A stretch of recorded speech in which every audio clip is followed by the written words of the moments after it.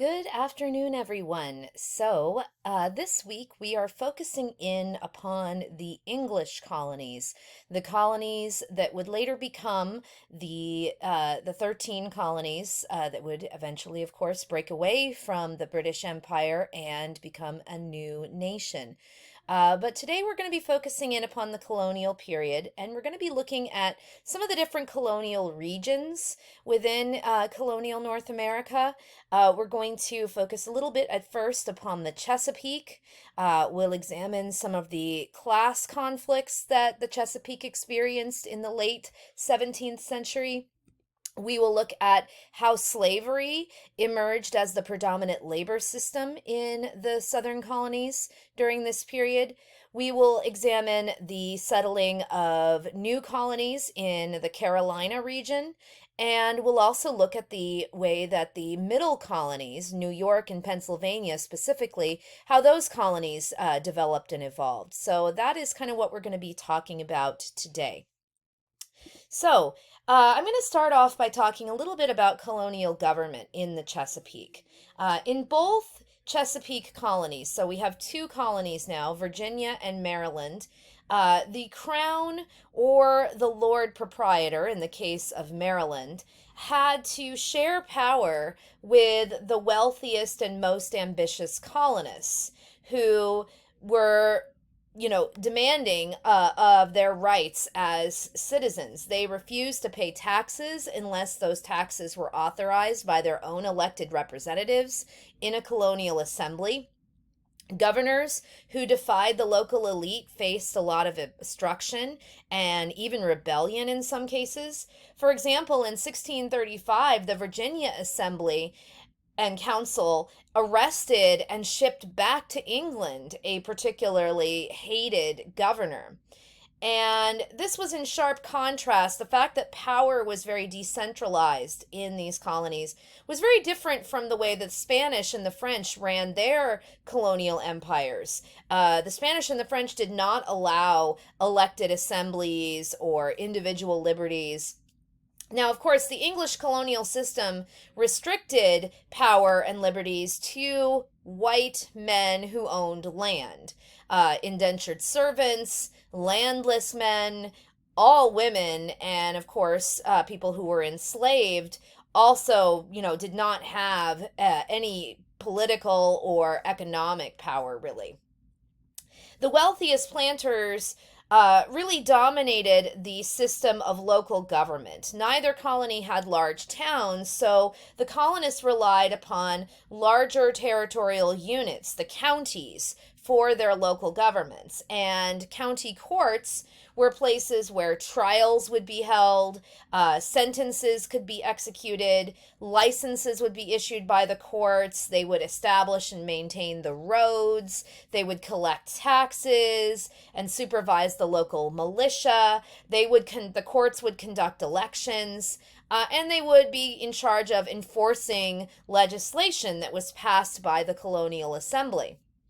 In Virginia, the county also usually doubled as an Anglican parish. The Church of England was the only official church that was entitled to government support in the colony of Virginia. So, in theory, the Chesapeake colonists lived in a political hierarchy which had four tiers. It was really a four-tiered system. And at the top, of course, are the king and parliament. And below that was the provincial government, the governor, the council, the assembly. Then you had the county court and the parish vestry. And finally, the last and most intimate tier of government was the individual family household, which the English referred to as a little commonwealth. So the whole sort of political culture of life in the Chesapeake really based the health and survivor of the larger colony upon the order that was maintained in the family household. So there was a lot of patriarchal power vested in male heads of household. Only the head of household could own land and make contracts. Only male heads of household could vote or serve on juries or hold any political office.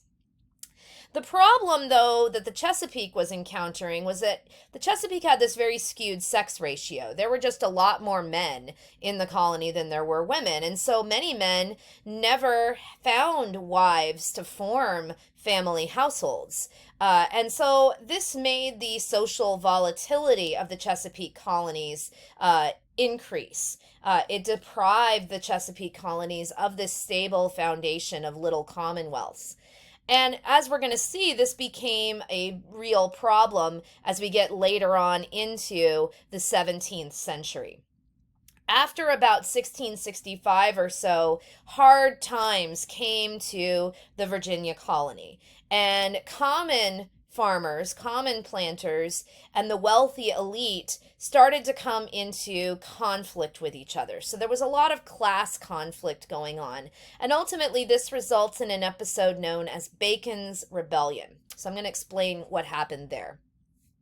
So the governor of Virginia was a man named William Berkeley. And Berkeley was not terribly responsive to the plight of the common man in Virginia. He was very popular among the wealthiest and most ambitious colonists, who, of course, were the wealthy planters who had the most land, and they monopolized all the major public offices, and they got a lot of favors from the government. They got a disproportionate share of land, and they got lots of tax breaks and all kinds of, sort of things from the government. For about 15 years, beginning in 1661, the governor, Berkeley, he refused to allow any new elections for the colonial assembly.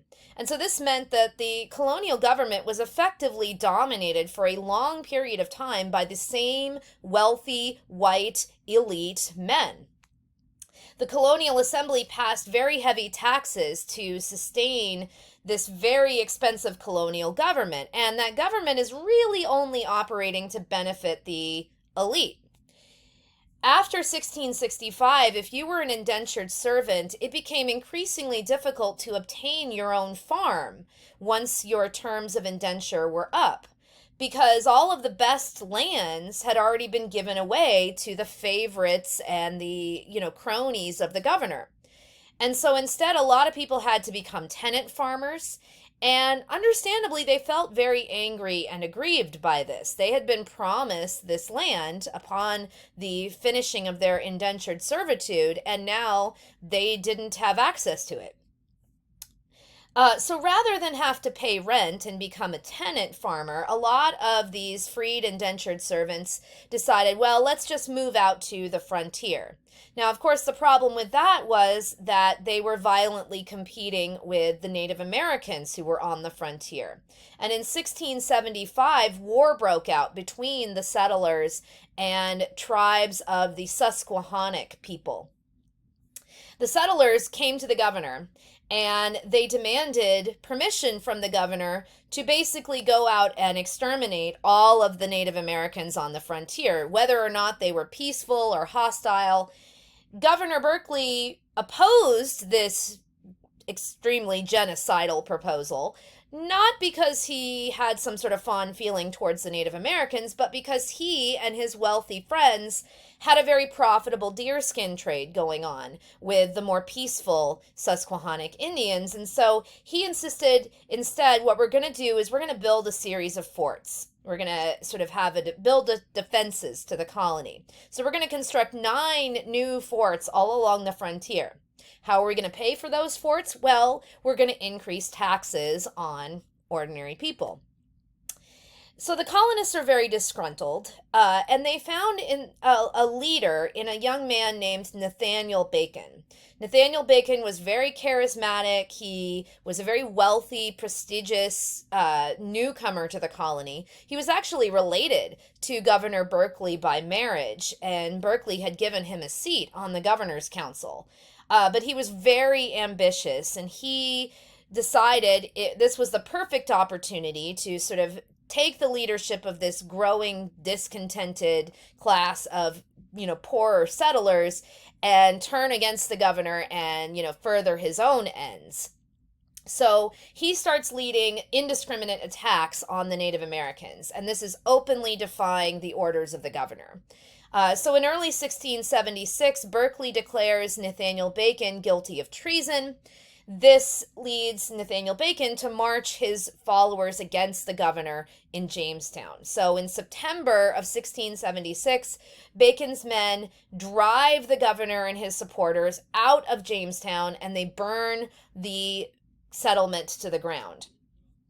A month later, though, Bacon suddenly up and dies of dysentery, rather untimely, and his movement now is left leaderless and divided, and Berkeley gets reinforcements from England, and he comes back to reassert his authority. So by 1677, Bacon's rebellion had collapsed.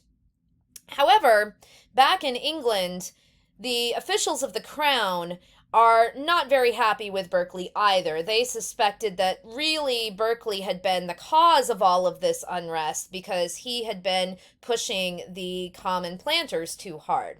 So the king denounces Berkeley. He sends in an army to restore order in Virginia. He takes the opportunity after Bacon's rebellion to strengthen imperial control over the colony.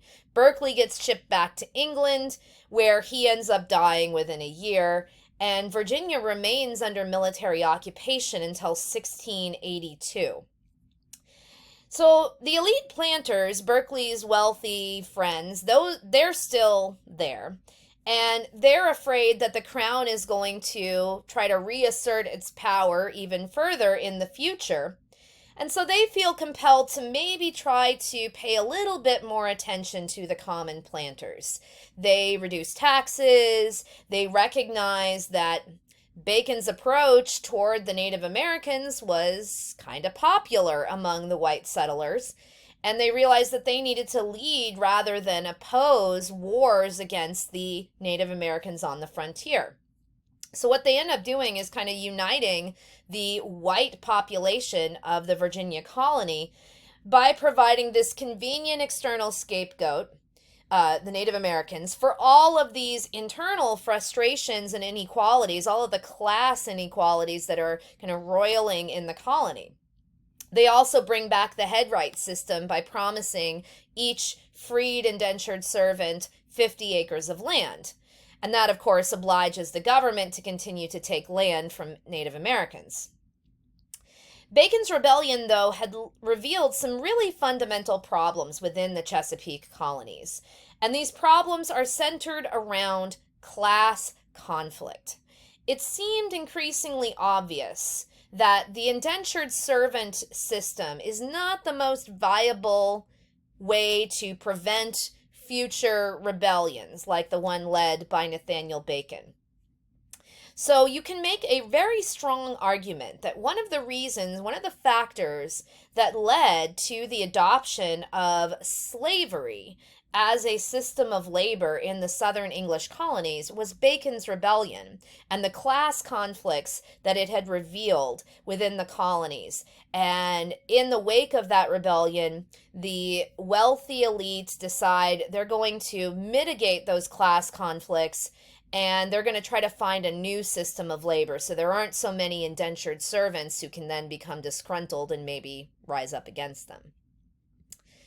So this sort of brings us to how we get to a shift from indentured servitude to slavery as the main system of labor. Throughout most of the 17th century, indentured servants had filled most of the labor needs of the colonies, but beginning in the 1680s, the colonies undergo this massive shift from indentured to enslaved labor. So what happens to prompt this shift? Well, one of the factors, as I mentioned, was Bacon's rebellion, but it's also a case of simple supply and demand. Because indentured servants are only held for a temporary amount of time and then they get their freedom, a rapidly growing colonial population required an equally rapid growth in the number of indentured servants so that they would be a constant proportion of the population. But at the same time that the colonial demand for labor is increasing, there's a sharp decrease in the number of English arriving in America under indentured servitude. So the colonial demand for labor is increasing, but the supply of laborers from England coming to America is decreasing. And some of this has to do with changing conditions on both sides of the Atlantic. In England, the economy is doing much, much better. Whereas in kind of the late 16th, early 17th century, the economy had been really bad and there was a lot of political turmoil going on. And by the 1660s, things are getting much better. Wages are rising, employment opportunities are improving, and so there's just means that fewer people are looking to come to the New World as indentured servants. There's a lot more economic opportunity in England. In the colonies, opportunities for unskilled immigrants declined as land becomes more densely settled and less readily available.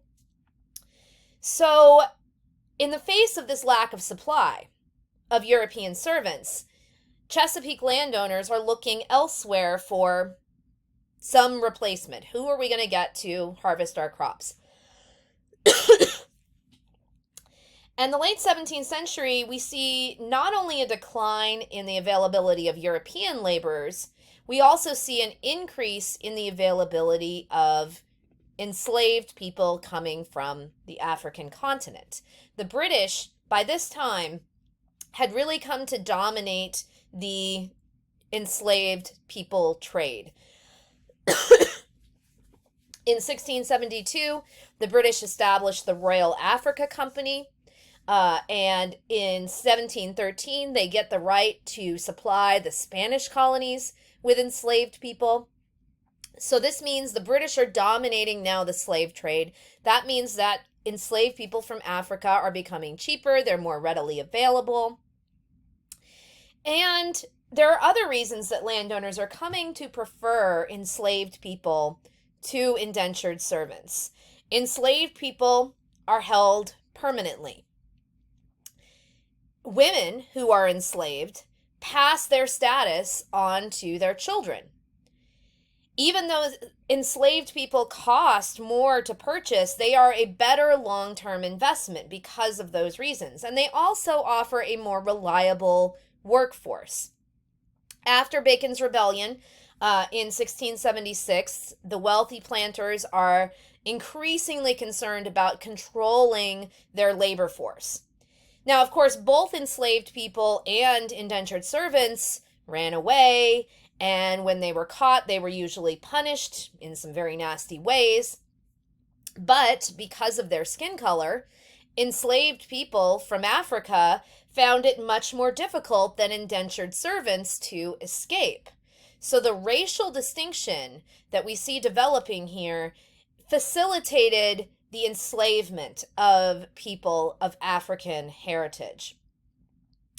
So within the colonies, during the first few decades of settlement, there's often very little clear distinction between enslaved African people and lower class white indentured servants. They basically have a kind of a very fluid status.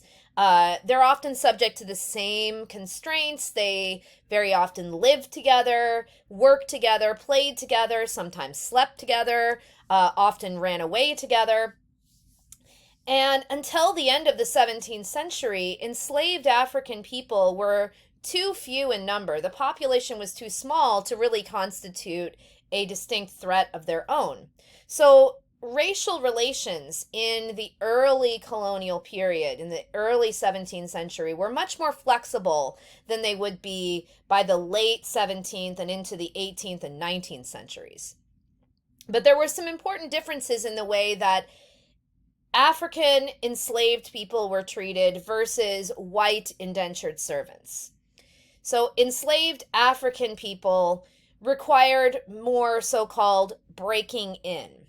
That meant very often they had to learn the language. They had to learn new customs of the English. They had to develop different work habits.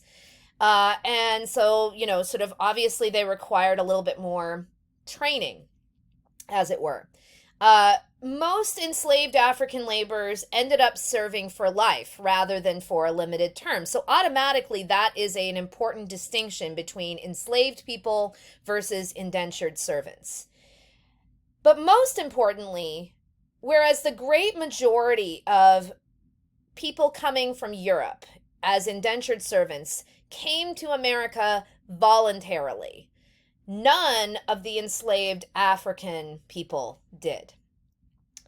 And more than anything else, it was this fact that enslaved African people had not come here by choice, but were brought to the New World by force, that dictated a growing separation from the white indentured servant population. Because they wanted to continue to attract indentured servants to come to the colony, that meant that there were limits on how severely indentured servants could be treated. And it meant that those servants were gradually being prevented from being reduced to kind of the lowest status on the totem pole, which was being, sort of filled by enslaved people. So gradually the status of European white migrants begins to improve, and the status of enslaved people of African heritage starts to become worse and more clearly defined. Prior to the 1660s, the legal status of enslaved African people in the colonies was up in the air. There weren't a lot of laws about this, but in the late 17th and early 18th century, the colonial legislatures began to pass a series of laws to regulate this growing population of enslaved people of African heritage and to set them apart legally from white settlers. These acts established that enslaved people and the children of enslaved women would serve for life. It limited the rights of enslaved people and even the rights of free people of African heritage. They could not vote. They could not testify in court against white people. They could not marry white people. It prohibited enslaved people from carrying arms or from leaving home without some kind of written permission. Enslavers were discouraged legally from from freeing their enslaved people. And the laws mandated very severe punishment for anybody who dared to break them or challenge the white authority. Each colony passed its own slave laws on their own timetable, but by the middle of the 18th century, slavery has become solidly entrenched, both in fact and in law, as the labor system, the main labor system of the southern colonies, and it's also legally established in the northern colonies as well. So that brings us to the settlement and development of a new colonial region, the Carolinas. And to understand the settlement and development of the Carolinas, we first have to begin in the Caribbean. During the mid-17th century, the British West Indies, which were a number of small but very fruitful, very fertile islands in the Caribbean, they really became the crown jewels of the English colonial empire. The production of sugar was what really made them so valuable. Sugar was really king in the second half of the 17th century, as we've seen. The English were as addicted to sweetening their food and drink as we are today. So sugar was the crop that was mainly being grown here. And English colonists were drawn to the Caribbean in pursuit of profits. Now, this was a very hostile environment for them. It was a very different climate. The setting was very dangerous. They were essentially risking gambling with their lives here. They were risking getting a tropical disease, having their entire farm wiped out through a hurricane. So it was a very volatile prospect, and some succeeded, but a lot of people ultimately failed. So by the year 1700 or so, the West Indian colonies were characterized by a population of a very small but very rich planter elite, a marginal population of poor white people and a great majority of enslaved people of African heritage. White immigration to the islands declined, and they began massively importing enslaved people from Africa. And that's really what's fueling population growth. Although they are an economic success, the West Indies was a demographic failure because this was a society that was hell bent on pursuing profit, really at the expense of a callous disregard for human life. People are dying in droves in the sugarcane fields, and they're just continuing to import more and more enslaved people from Africa. At the end of the 17th century, white immigrants from the West Indies, particularly the island of Barbados, carried the seeds of this society, this Caribbean society, to the southern mainland by founding a new colony, the colony of Carolina. So Carolina officially belonged to a set of English aristocrats. They were known as the Lords Proprietor. These were some very powerful political favorites of the current King of England, King Charles II, but they remained in England. They did not come over and settle Carolina. They left the colonization of Carolina to the hands of these ambitious planters coming over from Barbados. Why were the colonists coming from Barbados? Well, Carolina offered land. And the colonists in Barbados were growing increasingly frustrated because Barbados is a pretty small island and they didn't have enough land to expand their plantations. So in 1670, 3 ships from Barbados brought about 200 colonists to the mainland, south of the Chesapeake, but north of Spanish-controlled Florida.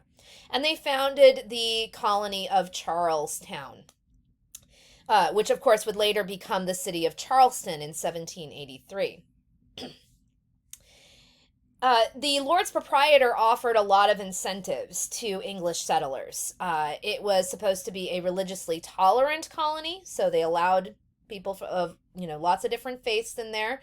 They promised to have an assembly, so the colonists got political representation.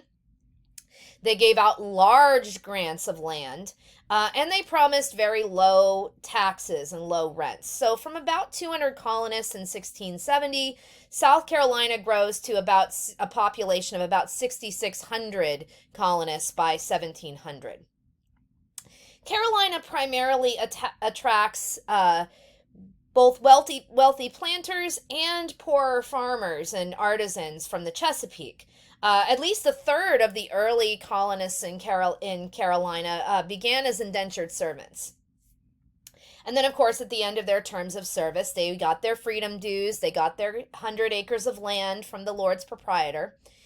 And this was very attractive for people who, could never have afforded to get land in England or in the Chesapeake or in Barbados. The Lords Proprietor also wanted to attract wealthy planters, so they promised that wealthy planters would have, quote, absolute power and authority over their Negro slaves. So they passed laws saying that if your enslaved people converted to Christianity, that wouldn't affect their legal status. And they defined an enslaved person as a member of a family, and that entitled his or her enslaver to a 150-acre head right for each enslaved person that they could import. So this attracted a lot of very wealthy landowners. The founding families of Carolina really dominated the governance of the colony, and they eventually came into conflict with the Lords Proprietor, which ultimately led to the establishment of 2 separate colonies. You've got North and South Carolina by 1712. And by 1729, the colonies succeeded in pushing out the Lords Proprietor, and they became transferred to being directly ruled by the English crown. So this really solidifies the political power of this very wealthy planter elite. And so there's this real sort of hierarchy developing in the colony of Carolina as well. Now, the Carolinians know that they need to develop a valuable agricultural staple that can be exported if they want to prosper as a colony. South Carolina is too far north to grow sugar. They can't compete with the tobacco plantations in the Chesapeake. Initially, they started supplying livestock and lumber to the British West Indies. In addition to harvesting lumber, the Carolinians also made tar, which was a very important ingredient in the shipping industry. So Carolina became a leading colonial producer of tar. It also became the preeminent cattle raising country in the English Empire. And a lot of these wealthy landowners who were growing and raising cattle, they gave the care of their cattle over to black enslaved people who had experience as herdsmen in Africa, and they became known as cowboys, which is apparently the origin of that term. By the 1690s, they found their staple crop, and that became the crop rice. Rice really thrived in the wet lowlands of Carolinas. The planters actually learned the proper techniques how to cultivate rice from enslaved people who had grown rice in Africa, and they brought that knowledge over to the New World.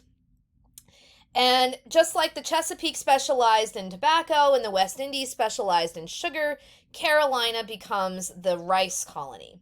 So by 1740, the region's exporting about 43 million pounds of rice annually. During the 1750s, a second valuable plantation crop gets discovered. That's the crop known as indigo, which is a plant that produces a blue dye that's very much in demand in the clothing industry back in England. So Carolina planters become the wealthiest elite on the Atlantic seaboard.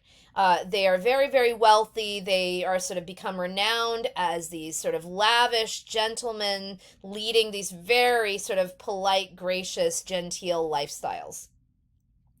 Now, of course, all of the, sort of lavish lifestyles that the planters are enjoying depends upon enslaved labor.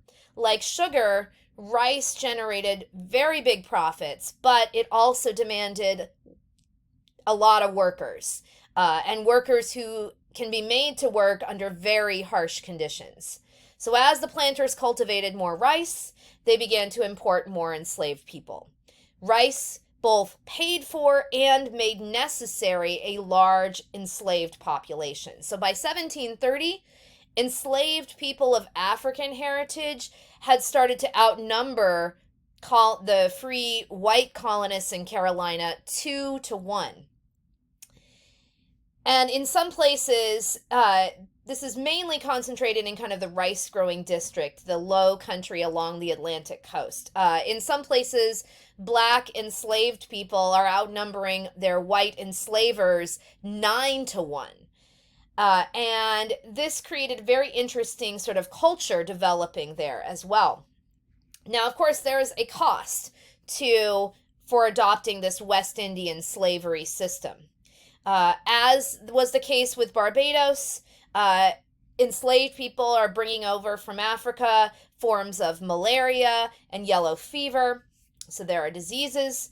And there's a real fear among the planter elite that this African majority is going to at some point rise up in rebellion. So the laws passed in Carolina to regulate the enslaved population are very strict and very harsh. And in 1739, all of these fears become real in a rebellion that breaks out on the Stono River, which is about 20 miles from Charlestown. A group of enslaved people stole some guns and gunpowder from a store there. They killed the two storekeepers, and they began to march their way south. They were hoping that they could get to Florida because the Spanish welcomed runaway enslaved people. They marched along with a flag, beating on some drums and chanting the word liberty. Along the way, as many as 100 enslaved people joined this sort of caravan. They went along burning plantations. 20 white enslavers were killed. But they didn't just go about and killing every white person they saw. They spared one man who they considered to be a good man and who was kind to his slaves. The local planter population mustered the local militia, and with overwhelming power, they put down the rebellion. Most of the rebels were killed. But no matter how repressively they ruled or how intimidated the enslaved population seemed to be, the enslavers in the Carolinas always knew that their enslaved people desired their freedom, and they believed that enslaved people would kill them to be free if they could. Now we're going to shift our attention northward to the mid-Atlantic region. This was an area that the English initially had neglected, even though it had a lot of advantages to it. It's a much more fertile region and more temperate than New England. And it's much healthier in terms of, not having a lot of, diseases and, stagnant water and such like that, swamps like the Chesapeake does. It also had a lot of navigable rivers, and eventually the English, sort of begin to move in there and challenge. This was a region that was initially settled, as we saw, by the Dutch. Eventually the English come in and challenge the Dutch for this region of the Atlantic. So the English come in, establish the new colony, take over from the Dutch, and establish New York. And they develop a very interesting relationship with the Native American tribes who are near the colony. Initially, the English rule ends up strengthening the position of the Five Nations Iroquois in upstate New York. The governor of New York, Edmund Andros, he forms an alliance with the Iroquois known as the Covenant Chain.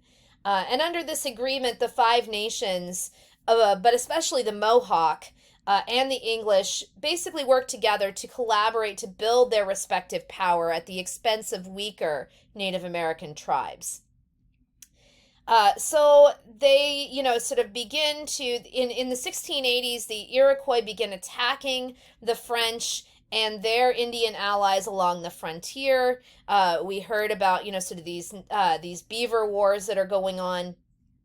England at the time is officially at peace with France, but they also supplied the Iroquois with guns and ammunition, so they're not entirely neutral in this in this fight. And the French and their Indian allies are able to attack back and push the Iroquois down. The English don't really want to get into it with the French, so the Iroquois are kind of left on their own, and the English don't really come to the aid of the Iroquois in these, sort of wars between the French and their allies. The last English colony to be established in the 17th century was Pennsylvania in 1681.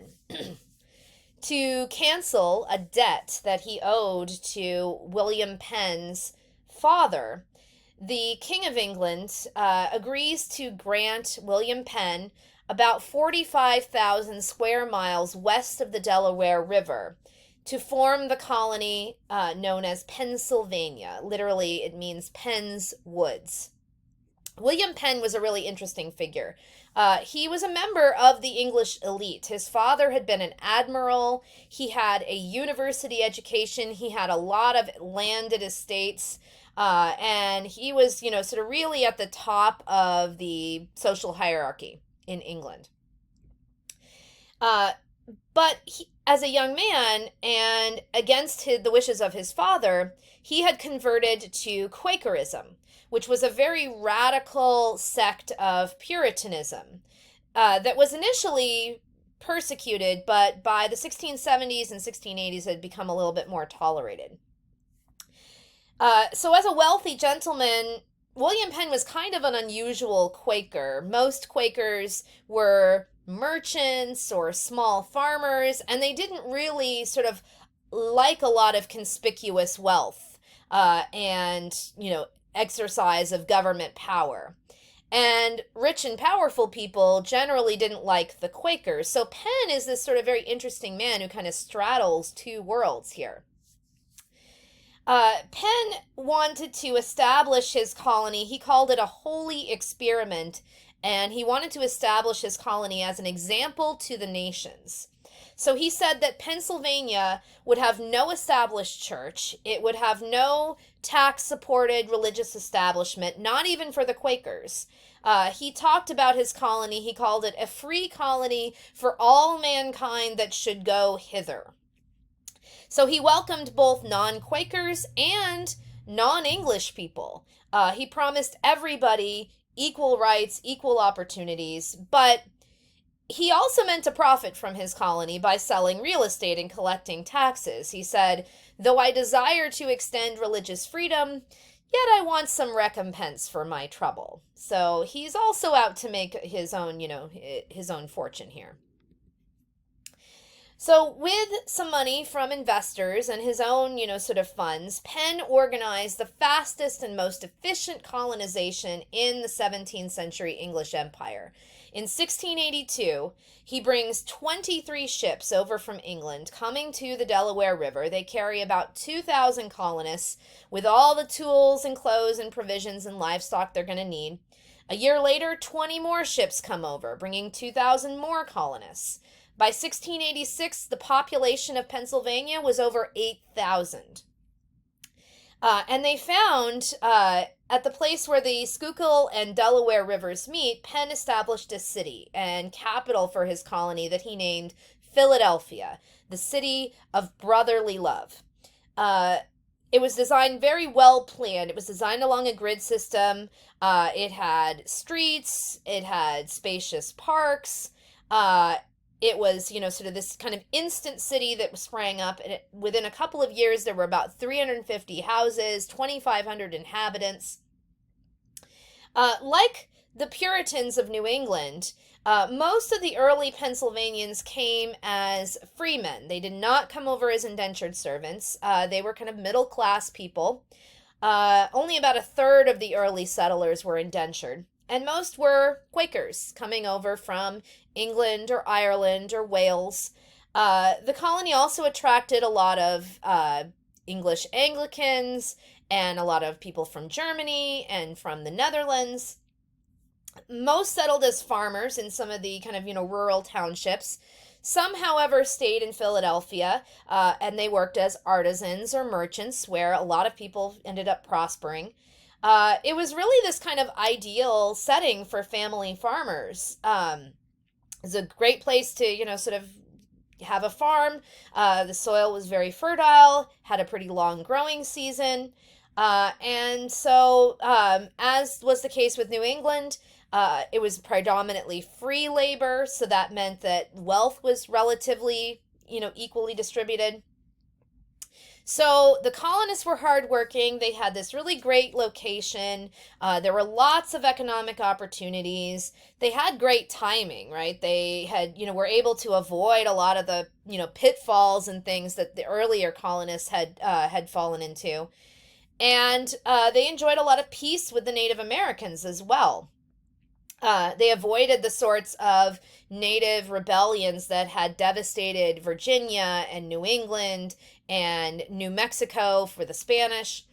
By the end of the 17th century, the Native American tribes were relatively weak and small in number. The main local tribe were the Lenni Lenape. The Delawares called them the English. The English called them the Delawares. There were about 5,000 of them. And they needed a colonial patron to provide them with trade goods. And William Penn had this very shrewd policy to try to cultivate the goodwill of the Native Americans. He said, I recognize that you've been done a lot of injustices and, and you've been, sort of subject to a lot of hardship. And he promised to enjoy this land with your love and consent, that we may always live together as neighbors and friends. So they, enjoyed this kind of, relative peace with the Native Americans. So Pennsylvania ended up prospering really under Penn's leadership. The ethnic diversity of the middle colonies, so New York, Pennsylvania, and then the smaller colonies of New Jersey and Delaware, was very different from both the Chesapeake and from New England, where almost all of the white colonists came from England. The conquest of the mid Atlantic by the English absorbed a whole sort of host of non English people. So you've got the Dutch, you've got people from Sweden, you've got people from Finland, you've got settlers from Belgium and France and Germany and Norway. So all this sort of ethnic and also religious diversity.